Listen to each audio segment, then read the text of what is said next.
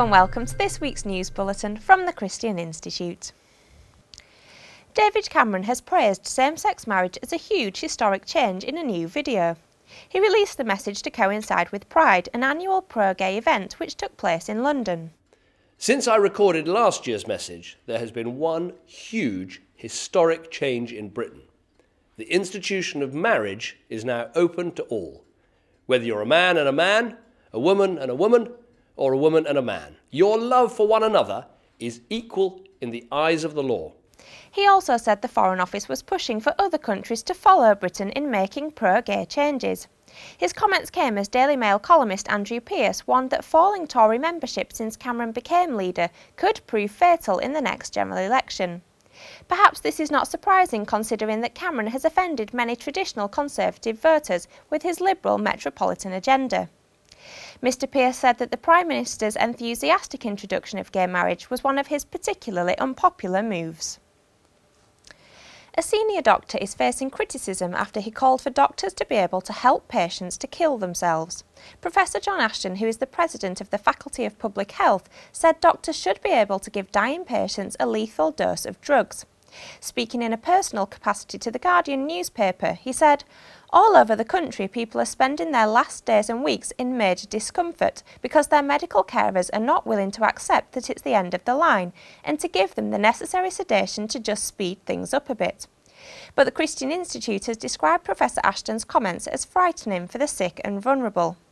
Spokesman Simon Calvert said, "Members of the public will be anxious to hear a senior figure in the medical establishment talking in this way. Why is our country devoting so many conference speeches and column inches to debating euthanasia when we could be focusing on cures and palliative care?" Lord Falconer's bill, which seeks to legalise assisted suicide, has its second reading in the House of Lords on the 18th of July. Staying with the issue of assisted suicide, the British Medical Association, which represents doctors, has restated its opposition to any change in the law after the British Medical Journal announced its support for Lord Falconer's proposals. An editorial in the BMJ, co-written by the Editor-in-Chief Fiona Godley, said, "People should be able to exercise choice over their lives, which should include how and when they die when death is imminent." But Dr Mark Porter, chairman of British Medical Association Council, said the BMJ's stance does not reflect the views of the medical profession. The BMA remains firmly opposed to legalising assisted dying. This issue has been regularly debated at the BMA's policy-forming annual conference, and recent calls for a change in the law have persistently been rejected. Our focus must be on making sure every patient can access the very best of palliative care, which empowers patients to make decisions over their care. The Scottish Minister for Children has come under fire on a BBC programme as she tried to defend plans to assign a state guardian, known as a named person, to every child in Scotland. On the BBC Sunday Politics Scotland show, MSP Aileen Campbell faced tough questions from presenter Gordon Brewer. He raised the possibility of a teacher being able to access a child's medical records without parental consent. And if that teacher has children, because you can't as a parent be a named person, another named person could, under certain circumstances, have access to private information about their child without the teacher's consent in a kind of infinite chain. Now, I mean, isn't there just something basically slightly East German about this? No, because the basis of this is about embedding good practice. We've seen from the Highland Pathfinder that this actually reduces bureaucracy, allows professionals to intervene where families most at need require additional support. We've seen a reduction in inappropriate referrals to reporters. It saves money.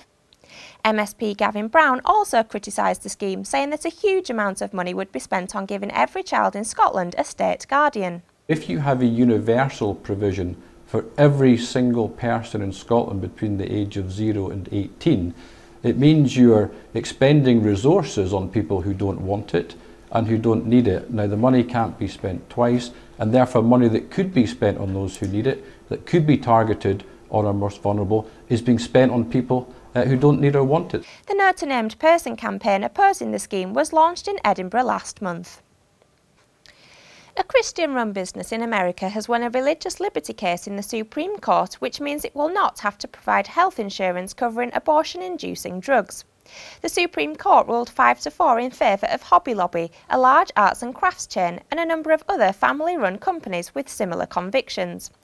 The case centred on the Affordable Care Act, or Obamacare, which obliges employers to provide health insurance policies, including so-called contraception, which acts to destroy human embryos.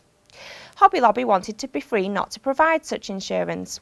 The chain's co-founders David and Barbara Green said the ruling was crucial for those who wish to live according to their religious convictions. It's been a long journey, but an important one for our family and for those who wish to be guided in all areas of life, including their businesses, by faith and conscience. We are truly thankful for a decision that allowed us to continue operating our family business according to our principles. And one of those principles is gratitude, and we are deeply grateful to our employees, to our customers, to the many, many individuals from all walks of life who have shown their support through word, action, and prayer.